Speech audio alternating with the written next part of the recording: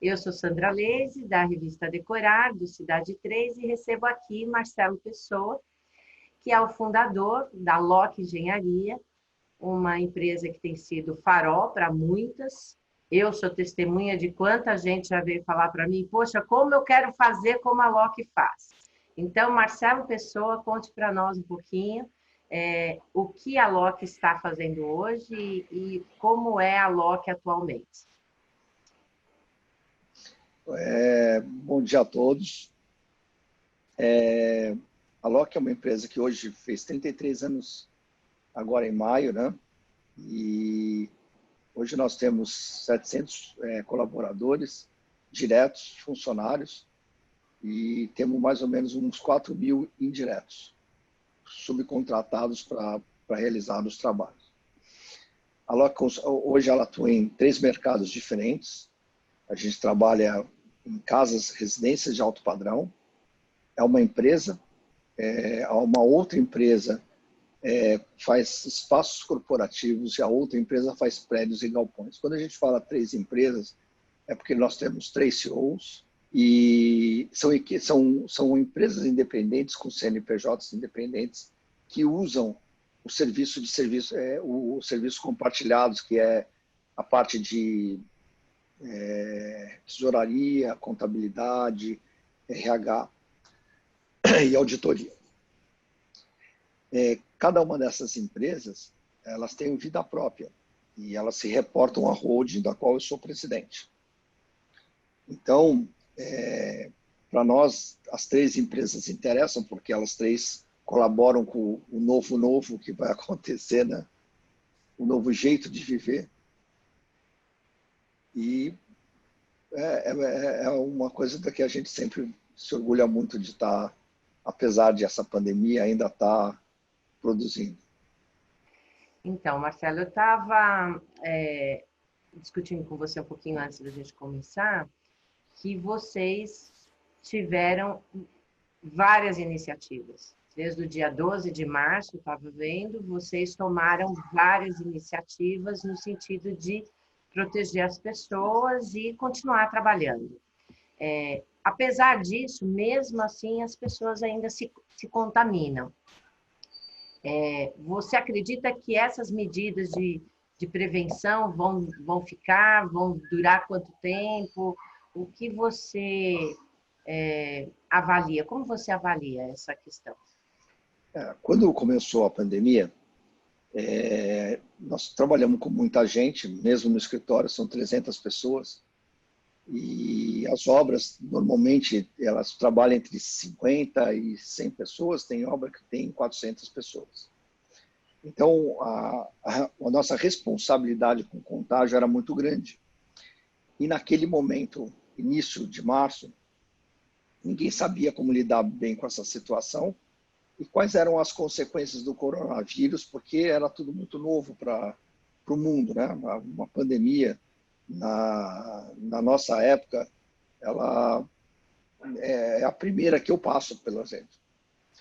Então, a gente teve um cuidado assim, básico no que a gente chama de hoje, porque era o que a gente sabia e aprendeu naquele momento. Mas a gente não sabia como lidar ou quais eram as dificuldades que nós iríamos ter. E as dificuldades que a gente teve foram se mostrando, além dos cuidados práticos que todo mundo gostaria de que desse certo. Ou se perceber se a pessoa está com febre, com algum mal-estar, então acho que você tira a temperatura, higieniza com álcool gel ou algum tapete antisséptico, tal. Mas isso só não basta, né? E hoje, a gente, além de todos aqueles cuidados básicos que todo mundo conhece, a gente tem exames periódicos de coronavírus para todas as equipes de obra, para toda a pessoa no escritório, porque a gente precisa saber quem está. O nosso grande bandido é o assintomático, né? Porque você não pega ele de jeito nenhum, né? Você só pega ele quando você faz o exame, né? E você detecta que ele está com coronavírus. muitas vezes você detecta que o cara já teve coronavírus, né? Quer dizer, ele já foi um transmissor e não é mais. E isso, por exemplo, tem obras nossas que tem 6 engenheiros, 5 pegaram coronavírus. Porque o teste, o termômetro e a higienização só não funcionaram. Então, o que acontece? Um assintomático contaminou alguns que não eram sintomáticos. E a gente pegou isso pelos exames. Então, você afasta a equipe do coronavírus, faz o teste de novo. Isso traz um custo absurdo, porque é teste, teste, teste, teste. E esses testes custam em torno de R$ 140 reais por teste, né? Tem obra que a gente está fazendo toda semana. E tem obra que a gente faz de 15 em 15 dias. Mas eu acredito que nós vamos passar um bom tempo, na minha opinião, entre 6 e 2 anos, onde os cuidados terão que ser continuados. Até a gente erradicar a doença, até a vacina ser encontrada, produzida e vacinar as pessoas, né? Porque, na verdade, você tem que encontrar a vacina. Tem algumas, Oxford desenvolveu uma, o Instituto do Butantan parece que vai produzir aqui no Brasil, mas a gente não sabe se ela vai funcionar e quando ela vai funcionar. E quanto vai ter quantidade de todo mundo fazer. A gente só vai erradicar isso depois de bilhões de pessoas serem vacinadas, né? Não só no Brasil, quanto no resto do mundo, porque hoje a globalização, pessoas daqui saem para os Estados Unidos, pessoas dos Estados Unidos saem para cá. Hoje, para você chegar a entrar nos Estados Unidos, você tem que passar 15 dias em outro país, para depois chegar nos Estados Unidos, ficar em quarentena durante 15 dias. Então, as pessoas hoje estão se protegendo muito mais. Mas enquanto todo mundo não estiver vacinado, nós vamos ter contágio. Mas o problema não é essa pandemia. O problema é que hoje a gente sabe que outras pandemias virão. A vantagem é que hoje a gente está sabendo lidar melhor com pandemias. Né? Os laboratórios, os médicos, os hospitais, e assim vai. Marcelo, você estava com alguma obra nos Estados Unidos em andamento nesse período? Não. A gente faz obra só na América Latina. A gente resolveu regionalizar, até que nem é tão regionalizado, né? Mas é onde a cultura se mostra mais parecida com a nossa de construção. Quando você vai para os Estados Unidos, os recursos são outros, as formas de contratações são um pouco diferentes. Então, nos Estados Unidos, a gente prefere não trabalhar nem na Europa, nem na África. A gente trabalha na América do Sul. Dessas medidas que você tomou e que eu aconselho quem estiver nos assistindo a entrar no site e ver todas detalhadamente, uma me chamou muita atenção, que é comunicação. Vocês montaram um comitê e têm feito conversas com os operários frequentemente. Isso me chamou muita atenção, porque eu acho que um grande inimigo da pandemia é a falta de informação, ou a informação truncada, ou a desinformação. Como é que você viu isso? O melhor de tudo nesses comitês são a troca de informação. A informação ela é muito importante, mas a troca de informação também é muito importante, porque às vezes alguém tem algo a crescer que faz toda a diferença. Muitas vezes são medidas muito simples, né? Mas esse comitê ele é multidisciplinar, o jurídico está dentro dele, o RH está dentro dele, as equipes técnicas estão dentro dele e a produção está dentro dele. Então, o que acontece? Qualquer medida que a gente descubra nova que possa melhorar o nível de proteção das pessoas, ele é facilmente erradicado. A gente facilmente transporta para todas essas 3.000 pessoas, 4.000 pessoas que estão envolvidas. Hoje, na pandemia, a gente está trabalhando com mais ou menos 1.200 pessoas, porque hoje umas estão contaminadas, outras têm medo de contágio. E o governo começou a reabrir toda a parte de operação, seja comercial, tudo muito recentemente. Escritórios. Então, a gente não tinha produção para estar com a velocidade normal. Mas a gente tem a obrigação de estar informando e tomando as medidas necessárias muito rápido. E esse comitê ele serve para isso. Bom, Marcelo, desse período que a gente está aprendendo a lidar com uma pandemia que nunca vimos antes, muita coisa vai mudar. Eu queria que você falasse um pouco como você vê o novo morar e o novo trabalhar. Então, o novo morar está surpreendente, sabe, Sandra? Porque, como aconteceu no pós-guerra nos Estados Unidos, hoje aqui no Brasil, principalmente em São Paulo, no mercado de luxo, eles estão tendendo a ir para o subúrbio. Casas em São Paulo aumentou a procura em 47%, porque as pessoas se deram conta que esse trabalho que está acontecendo com a pandemia, a forma virtual de se relacionar, ela pode ser muito eficiente. Desculpa só um pouquinho, quando você fala casas em São Paulo, é casas no interior de São Paulo? Não, é casas em São Paulo. Sair do apartamento na capital e ir para uma casa próximo à capital. A São Paulo. Não só em São Paulo, mas como você falou, no interior. Hoje, os condomínios começaram a ter Fazenda Boa Vista, Quinta da Baronesa, Fazenda da Grama, Aras Larissa, Terras de São José e muitos outros, começaram a ter uma procura absurda. Absurda. A Fazenda Boa Vista, o preço subiu 400% em 6 meses. E não tem, hoje, você tem dificuldade de negociar não só uma casa, como um terreno. Tem 52 famílias esperando para vagar uma casa para locação na Fazenda Boa Vista.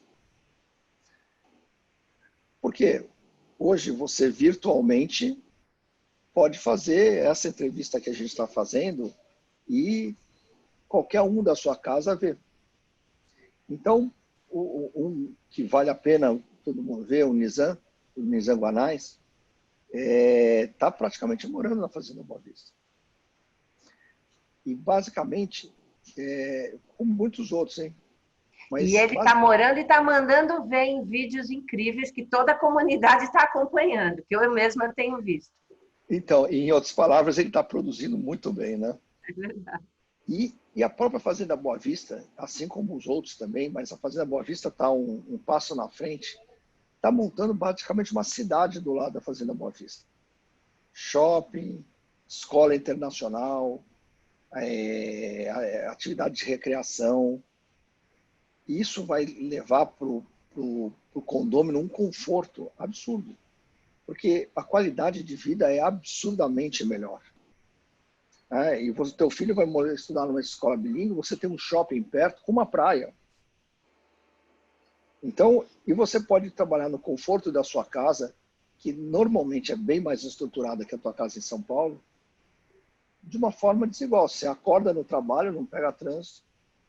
Com campo de golfe, com quadras, com tudo que nem o melhor poluição, tem, né? Sem poluição, sem barulho. Então, ou seja, essa tendência de ir para o subúrbio, como aconteceu nos Estados Unidos, chique é você morar no subúrbio nos Estados Unidos, quando você tem uma qualidade de vida muito melhor.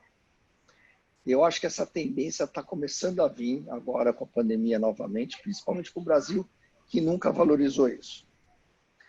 Já na parte urbana, as pessoas começaram a ter que se interessar por projetos e espaços, né, onde você tenha comodidade de trabalho. Quando a gente fala de comodidade de trabalho, a gente não fala, Sandra, da minha comodidade de trabalho. Fala da comodidade de trabalho da minha família, onde eu trabalho, a esposa trabalha e os meus 2 filhos trabalham, estudam.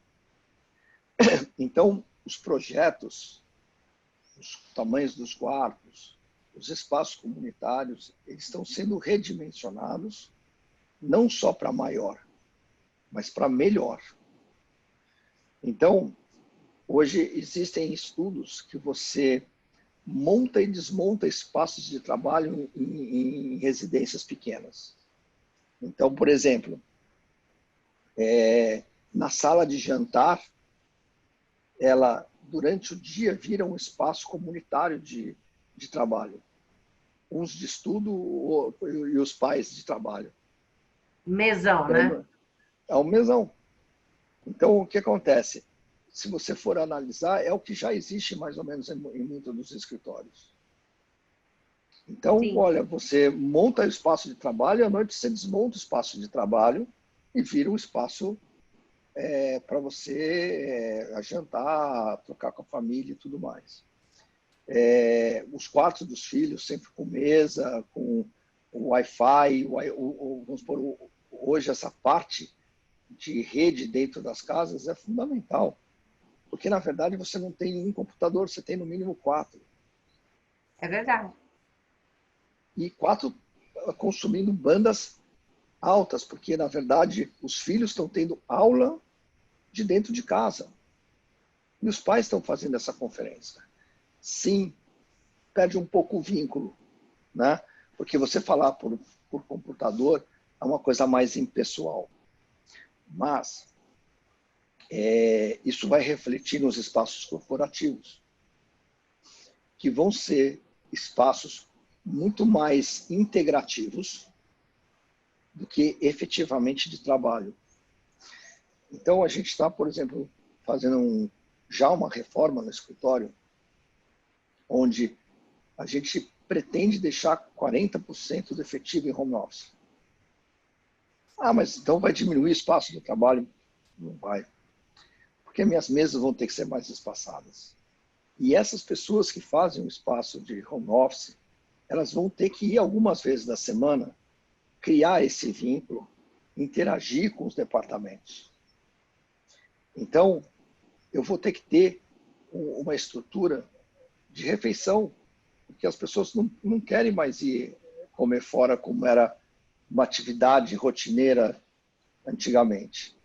Então, eu vou ter que ter uma cozinha mais bem aparelhada e um refeitório, que eu não tinha. Até porque onde é a Loki hoje é uma região muito bem atendida por restaurantes. Mas isso é uma outra realidade que vai interferir no trabalho. Então, é como eu vou ter um espaço onde essas pessoas de home office vão para o escritório e podem sentar, trabalhar e interagir com as outras no momento que elas estão. Tá? Mas e os restaurantes? Vão perder clientela?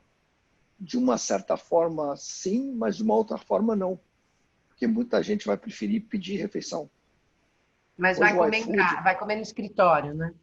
mas vai comer no escritório, porque é mais seguro para ele. Uhum. E não é por causa dessa pandemia, é por causa dessa pandemia e de outras que podem vir. Se a gente reparar um pouco, no Japão e na China, as pessoas já usam máscara há muito tempo. É.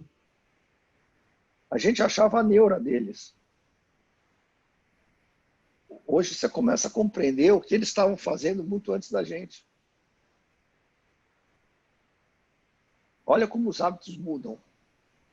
Hoje é impensável alguém entrar na minha casa de sapato. No Japão, aqui tira sapato era até uma brincadeira, né? Aqui tira sapato. Né? Verdade. Aqui no São Brasil, países populosos, né? A Índia também se tira sapatos, apesar de não ter o padrão do Japão. Culturalmente, as pessoas que vivem em densidades altas, elas têm já uma noção que nós aqui no Brasil, talvez por ser um país tropical, por estarmos sempre na praia, todo mundo junto, sem roupa, é uma outra cultura. A gente não tem medo do outro, né? Do que o outro pode trazer para dentro de casa. E agora a gente mas passou a perceber isso. passou a ter. Né? Então, por exemplo, até para morar, você vai ter que ter um esquema de o seu hóspede, quando sua visita, quando chegar, tirar o sapato. Ah, mas isso vai acontecer em todos os lugares? Olha, pode ser que com o tempo, sim. Pode ser que se torne um hábito isso. E que vai mudar um pouco o layout de como você desenha o interior. Né? Eu Porque, tenho às vezes... participado de muitas conversas com arquitetos, muitos que você conhece, e, de fato, eles estão já mudando um pouco o radar do projeto, né? Esse projeto tem uma preocupação hoje muito maior com higiene, né? Como essa casa pode oferecer cuidados para o morador e para o visitante, exigências que antes não tinha, cuidado com materiais, né? Queria até que você comentasse isso, né? Se esses materiais que antigamente, antibactericida e tal, ninguém dava bola para isso, hoje parece que estão em alta e vão ficar. Não, ele é assim, sim, e tem uma coisa melhor do que isso, né? De zero ao topo da pirâmide, todo mundo está se importando mais em estar equipado em casa. Algumas coisas vão se tornar básicas, porque você comer em casa passa a ser um hábito. Então, a tua cozinha tem que ter mais funcionalidade. Funcionalidade não só no sentido do equipamento, mas no sentido da limpeza, no sentido da higienização, no sentido da praticidade. Então, o que acontece? Você vai ter mais equipamentos e você vai ter mais funcionalidade na manutenção da sua casa. Até porque você vai estar lá mais efetivamente. Ela vai sujar mais, ela vai desgastar mais, ela vai ser mais usada no sentido completo da casa. Agora, se você for olhar o reflexo disso, o trânsito vai melhorar, o transporte público vai melhorar, o costume de você, talvez você não precise mais ter um carro, você vai se deslocar uma vez ou duas vezes por semana para o escritório. Então, você ir de transporte público pode ser uma... O clima todo vai melhorar, como já melhorou, né? Toda a poluição que vamos evitar com menos. Então, a pandemia, às vezes, traz aspectos muito positivos dentro de toda essa carga negativa que ela traz. Ela trouxe aspectos muito positivos também, que nós vamos ter que viver para saber como é que nós vamos se adaptar a essas coisas. Né? Eu, por exemplo, já ando de moto há muito tempo. Por causa do tempo de deslocamento que eu preciso ter muito por São Paulo, eu já ando de moto. Quantas outras pessoas vão adotar isso? Quantas outras pessoas vão adotar a bicicleta para não andar em transporte público? As pequenas distâncias serão vencidas de outra forma. E quantos apartamentos hoje a gente está fazendo sem garagem, mas com bicicletário? É mesmo? Interessante isso. Nossa, dos 17 prédios que a gente... Zero garagem? Zero garagem. Que isso, incrível. E apartamentos em frente ao Shopping Eldorado, hein?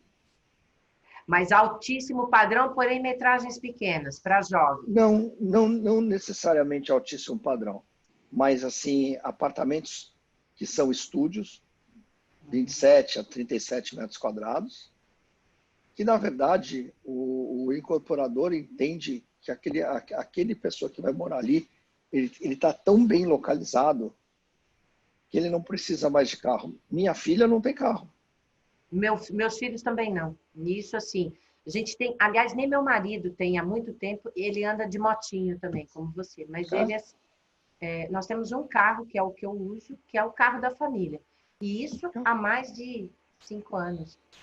Agora, Marcelo, me conte um pouquinho, essa tua trajetória, um homem jovem que fez uma trajetória tão bem sucedida, certamente encontrou percalços. Eu queria que você me dissesse assim, algo inspirador para os colegas que estão enfrentando esse período tão difícil, alguns com demissões, outros com o receio da crise que já está se desenhando. Como você pode inspirar diante de dificuldades e sucessos que que você já experimentou nessa trajetória toda? Você sabe, Sandra, eu tenho primeiro uma coisa básica para mim, que chama paixão. As pessoas precisam encontrar o que elas realmente gostam muito de fazer. Porque isso motiva você a ter resiliência, que é o básico para você ultrapassar qualquer situação de dificuldade que para todos nós, em todos os tempos teremos. Eu acho que, basicamente, quando você gosta muito do que você faz, você tem resiliência. E com resiliência, você vai conseguir ultrapassar todas as dificuldades. E para encerrar, eu queria que você falasse alguma coisa sobre os teus melhores ou maiores projetos já realizados ou algum que você ainda deseja realizar.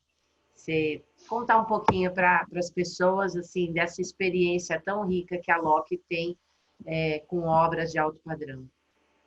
Você sabe, Sandra, que o melhor da Loki não é o que a gente faz, é como a gente faz. O propósito da Loki sempre foi treinar pessoas e preparar pessoas para esse mundo. Por isso a gente tem uma equipe muito grande.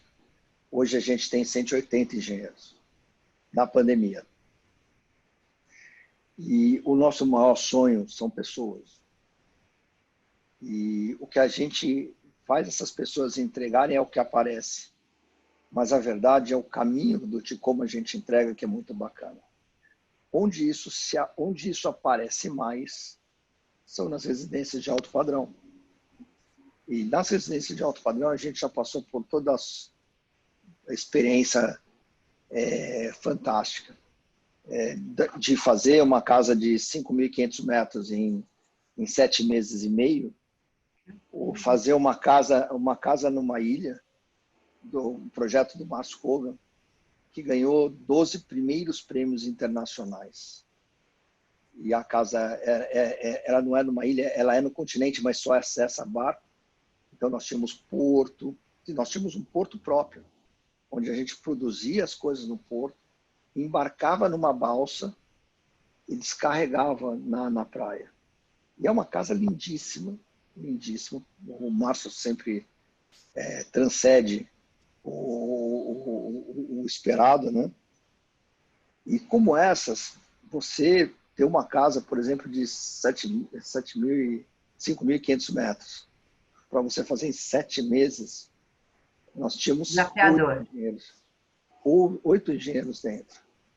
E 8 engenheiros que precisavam gostar muito do que fazem, porque a gente trabalhava 24 horas por dia. Então, se você não tem a tal da paixão, ou o espaço de 1.800 metros que a gente fez dentro do Espaço Olímpico para a Samsung, que era 1.800 metros de espaço de tecnologia, do zero à entrega em 2 meses. Então, assim, é um sem número de desafios, e a gente gosta muito disso, né? Quando fala em desafio é para a gente mesmo.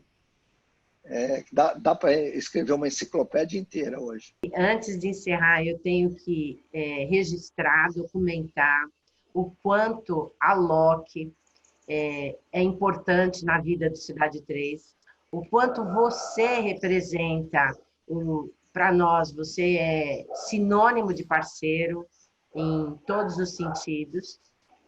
O projeto Cidade 3 nasceu muito por conta de pessoas como você, arrojadas, que, apesar de não ter nada similar, como nós, né, Sandra?